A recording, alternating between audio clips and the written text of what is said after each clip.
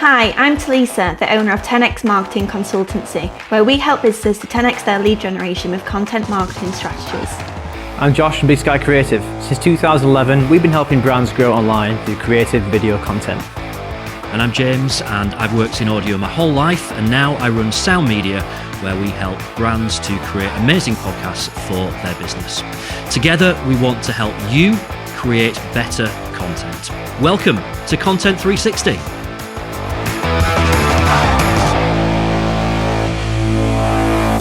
Today then we're looking into how to make Instagram really work for your business. Instagram, I immediately think, well, that's all about photos. But start of 2022, they kind of like a slight sort of change in direction. Yeah, they came out and they said that they're doubling down on video content, reels, stories. It's no longer just a photo sharing app with lots of square photos. There's a whole array of different ways of posting now. I think you really need to nail off quite a few of them to really get the most out of the platform for your business. Talk us through all that then. So talk us through what is Instagram really good for now? So if you just think about how you use Instagram as a user for start off, I go on there and I immediately just start going on stories. Same. Yeah, and you just go trapped, don't you? In stories. Yeah. It's very rare I actually flick through the actual, what is it? I don't even know it's feed anymore. I kind of go straight up to stories because even when someone's posted something in the feed, it's normally in the story anyway. Yeah. So yeah, that's true. Exactly. So if you're not using stories as a business, you're already missing one of the most powerful tools in the app. And then that leads on, it's a vertical video that leads on into Reels. They're really pushing that. We do a lot of testing between posting to the grid and posting to Reels, and our Reels are far, far outstripping the just usual posts now in terms of engagement and whether they spark messages and then ultimately bookings. We use the app slightly differently when we look at it because we have the studio and the commercial video, and then we have our wedding videography business as well, and we tailor it slightly differently for each company. But for the weddings, especially for the B2C stuff, it's probably our most powerful platform to get bookings. You mentioned about Reels and ultimately, they really work for you, and from a business perspective, there's been a lot of positives that come from them. What works as a reel? I think you got to think again how they're going to be viewed, and you've got to make sure that your first few seconds is really something interesting or of value, because people have got into this. It's almost like a just muscle memory, isn't it? You just swipe and swipe. So your first image has to be something that really catches somebody's eye, somebody's attention, and try and get something of value in there within the first few seconds. That's the most important thing when you're doing reels. And it can be great to take people behind the scenes of something you're doing. Just, we do it with weddings. This is what happens behind the scenes, creating a wedding video. And it gives people an insight into a side of the business they might not usually see. Or likewise with the videos from weddings, we'll do a highlight of the entire day within 30 seconds. So it's really quick, moving, exciting, all the sort of best parts of an entire 12 hours filming session into 30 seconds. You can put your best content out in that. Okay, yeah, cool. We of course did do a full episode, didn't we, on kind of short form video and stuff like that. So anyone that's particularly intrigued about Reels, it's worth going back and checking out that episode. Yeah, I was just going to say that I see Instagram as the clothes rack. That's what I class it as. It's very visual, whether it's photo or video now. It's content that's going to really showcase you as a business, and it's got to be engaging to watch or look at. You were a fan of Instagram? You're a big Instagram user? Yeah, it's probably my favourite social media platform. But I'm a very visual person, so I like looking at pictures, watching little videos. I've loved the introduction of Reels. Obviously, it's trying to compete with the likes of TikTok. But yeah, I love Instagram. It works well for my business. I wouldn't say I get necessarily a lot of leads out of it, but it definitely gives me exposure to the brand. And what experience in terms of your clients, what have you found has particularly worked on Instagram? For clients that have got a service or a product that's quite visual and is it's always easier, to be fair, if it's a product, because you can capture that a lot easier than you can for a service through a video/image function. But most of my clients actually do use Instagram in their kind of social media platforms. It's becoming a lot more popular than the likes of Facebook, for example, and I think it's because it's a lot easier to kind of use from a business point of view. So yeah, and there's just so much on that platform now to kind of utilize. So you've got your pictures, you've got your reels, your stories. There's even got the old Instagram TV, which I'm pretty sure that's going to become abandoned very, very soon. Now reels have become such a big aspect, but they're constantly changing it, constantly adapting. I mean, the algorithms are pain because that changes all the time, and there's not no one knows what makes it tick and what doesn't. You've got tips on what it is. But yeah, I love it. I use it for my 10x business. I use it personally.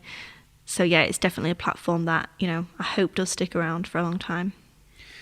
Let's look at the difference between a business which is service driven versus a business which is product driven. I can immediately kind of see Instagram. You talked about how visual it is.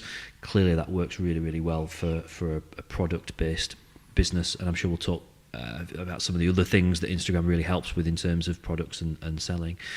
Where do you think it kind of works though from something that is a little bit more service based, that maybe doesn't have that kind of eye-catching, here's our new product that we want to sell you kind of thing?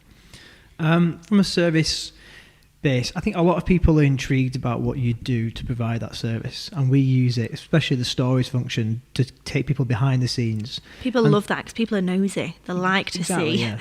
They like to see what they're getting, don't they? Yeah. And it gives people an insight into, if you start to work with us, or if you commission us to do a service for you, this is what we're going to be doing on a daily basis behind the scenes to help grow your business.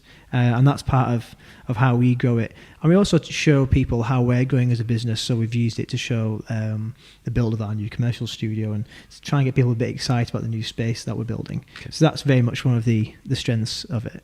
And then the other thing as well, when we're collaborating with people, is we tag loads of people in posts as much as we can. So the wedding business we got, that's a service business, and we ask every single couple we film their wedding what all their suppliers are called and what their Instagram handles are. Yep. And then when we post out a reel or just a photo or anything, we tag in as many of those suppliers as we can. And we actually target certain venues as well, venues we know that we do well at. So we'll go through, we'll pick out Eve's Hall and we'll say, right, for a week, we're going to post about this venue, we're going to tag them in every single thing. And then we start to show up on their grid as well, on their tag photos. And we've actually had people then come through and book us because they've been on their profile, right, seeing all the content that we're pumping out about this venue. And then that leads them to us. And they get that insight into the service we're providing, and then that ends up in a message and then into a booking. Yeah, I think it's a platform that has a lot of opportunity to show like a company's culture as well. Showing people that work there, what you actually get up to, what is working in that environment. So although it's not necessarily has to be a product, because in the grand scheme of things, I've tested this myself. Putting a picture on Instagram that's a product, or putting a picture on Instagram that's people's always going to get higher engagement. People like to see that visual and connection and personality. So it doesn't matter if you are a service business or you've got a product in your business. There's definitely content that you can be publishing for there. Is it almost a negative to just assume, well, I've got a product, so I'll just take a few photos of it? Yeah, it just doesn't work like that anymore. Yeah. How does Instagram shopping work? So, leading on from what you were saying, a lot of the stuff that we get commissioned to do around products now is not necessarily just the product, but it's people using them. But we all know about influencers and the power that they've got in driving decision making. But a lot of people are now getting us to film not necessarily the product, but people using them, it being sort of involved in somebody's lifestyle, so that you can picture it being a part of your lifestyle as well. And then Instagram have made it even quicker, rather than having to go through to their grid and then click on a link tree or whatever to find the product. You can now just click on, there's a shopping icon actually in the post, and you can take you straight there to buy it. So they're taking out all these steps that were there and making it so quick for someone just to buy. I think people are really starting to see Instagram as quite a powerful sales tool because of that. Yeah, okay, that makes a lot of sense.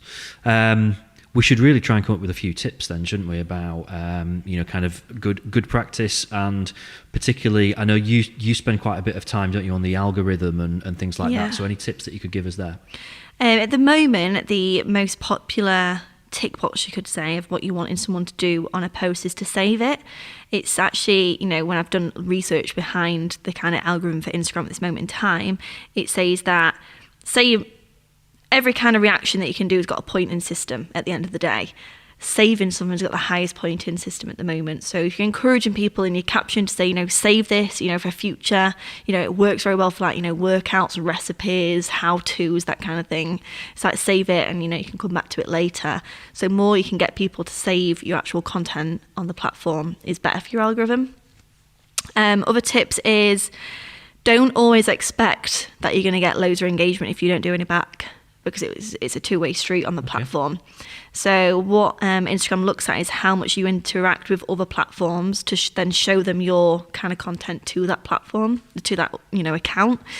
So that's always an important one to say. And it's actually a service that I offer through my social media service is, you know, engagement on platforms, that we do that for people actively. So that's another tip. There's just been another introduction. So, you know, you can tag, like you've said, Josh, but you can also now say that you're with someone in a photo as you upload it. If you do that, it actually appears on their feed and in their grid as well. So it automatically goes there. That's a really good, powerful tool, you know, to expand your audience reach. And then highlights, really, you know, the stories element, making sure that's constantly got something going. Now, I always say on Instagram, only post, you know, if you're going to post very frequently, only post once in a 24-hour window, similar to what we used to talk about on the LinkedIn podcast. But stories, that recommends that you've actually got, you know, at least 2 or 3, 4 stories running constantly. So it's always there in you know, the stories kind of algorithm feed as well. Okay. Any top tips from you, Josh? So mine are to use all of the different posting options on Instagram. Don't, if you're just stuck in this sort of rut of constantly posting square pictures, try getting on stories and reels and really make the most of the entire platform, and you'll start to see your engagement across the board definitely pick up. And then just back to the tagging thing as well, the most powerful thing we've done in terms of getting direct bookings off of that platform is tag. If I'm at a venue, tag the venue. If I'm working with somebody else, tag them in. And it's part of that community-based thing, isn't it? You just show up across more feeds, and we do a lot of tracking when people inquire, like, how did you find us? And a lot of the time it is, oh, you were tagged in this particular person or this particular venue's grid, and that has been for us one of the quickest and best ways to get more bookings out of that platform. Good tip, and an easy one to for people to kind of start doing pretty much straight away. You've also got an option for 30 hashtags per post. Now, some people prefer to do a couple, some people prefer to go full, you know, 30 on there, but it, you know, that's the limit that you've got as an option as well. So it's been, you know, doing your research around hashtags, what are actually other people or competitors using, you know, to jump on those bandwagons. One of my biggest top tips, and still people do it now, and I don't know why they've not figured out not to do this yet, is put in a website link in a caption, because it doesn't link, it doesn't hyperlink, there's no point. It causes more stress thinking, can I click on this, can I copy it, and you just can't do it. But still people, you know, do that. And you know what that's usually from is if they're doing it that same post on other platforms, and then it all goes out on a scheduling feed to all, you know, to the platforms that they want it to go out on, and they've not varied it for the platform it's actually going to. Yeah, good tip. Biggest bugbear when I see a link in a caption, I hate it. But you can include a link within on the actual photo account. You can link to things from there. You can link to accounts, but you can link to different accounts, and obviously on your main grid in your bio section you've got like one web link that you can include. Usually, you know, like you said, Josh, earlier, people use Linktree, so you can click on it and then you've got different options that you can go to. You can add links into stories now. That's been an option that only used to be available if you had over 10,000 followers, but now anyone can do that. So that's another option. But it's just that caption, the written copy part, that you can't add a link into. Okay, good tip. Don't do that, because you'll annoy Lisa. Anything else from you, Josh? No, I think we've covered the main parts there. Cool. Make the most out of the platform and make sure you collaborate with other people. I guess one actual point that we've missed is when Instagram used to be known as visual photos, so getting your grid to be very on brand or very visually aesthetic was a big thing. Do we think that's the case anymore? Because obviously when you add in reels into the mix, they look horrendous on your actual grid view if you don't really work it. How many people actually look at your grid now and go through it rather than just seeing your post ad hoc through your feed? I'm not sure people really care that much anyway, even if they are looking at it. I don't think there's an expectation. Yeah, because there's some brands that really do excellent with it, to be fair, but it takes a lot of effort and planning on what Yeah. those posts are going to look like, so they all look nice and pretty together. Yeah, even down to the sort of colour schemes across the entire Yeah. grid is consistent for months at a time. Must take a Yeah. lot of work. I suppose one thing to bear in mind with Reels, because it's vertical, but on your grid it's still square. Just bear in mind if you are going to post your Reels to your grid as well, it's only going to be the very centre sort of square part of that content which is viewable. So bear that in mind on your opening slide or your Editing. opening bit of the video. How will that look on my grid if I'm going to leave it there? So a lot of the time we actually remove the Reels from the grid. Yeah. Because on the wedding side especially, I think people do still go on our grid and have a look through Yeah. the first few images. I mean, they're not going to scroll for ages. It's not like the first 9-12 images, Yeah. isn't it, they stick to. Yeah, just something to bear in mind when we are using different aspect ratios. How is that going to appear across the platform, not just on the Reels function? Good tips. Thank you, guys. We'll wrap this one up. Thank you for joining us. You can find all our episodes and find out more about us at content360.fm, where you can also get in touch with us as well. We'll see you next time on Content 360.